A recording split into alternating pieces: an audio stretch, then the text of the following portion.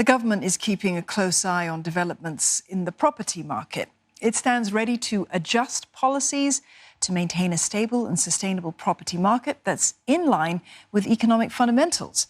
Two ministers, Deputy Prime Minister Heng Keat and National Development Minister Desmond spoke about the property market at separate events. Even as the pandemic poses a threat to other sectors, the housing market is performing better than expected. Prices of resale public flats rose 4.8% on year for the whole of last year, while private home prices increased by 2.2%. At an event held by the Real Estate Developers Association of Singapore, Mr. Heng says asset prices here and abroad have been rising despite the pandemic. To ensure that young Singaporeans can continue to own homes, authorities have been paying close attention to the property market to keep it stable. In our local property market, we're also starting to see renewed positive sentiments and some gathering of momentum in prices.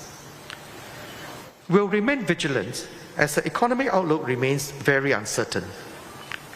We do not want to see the property market run ahead of the underlying economic fundamentals. In a separate industry prospects event organised by the Building and Construction Authority and RADAS, Mr. Lee advises homebuyers to exercise caution in their property purchase decisions.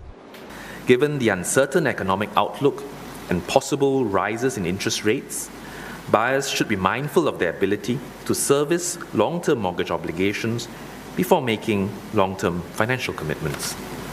One analyst says there can be significant impacts in the housing market if the market is unregulated amid the economic uncertainty.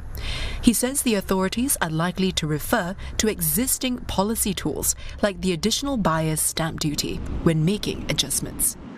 Restraining or dampening demands, actually this is usually done through the APSD by increasing the APSD, especially for the second-time home buyer if the demand is investment-driven. But Prof Singh cautions that the measures will have to be carefully calibrated so as not to derail the growth of the market.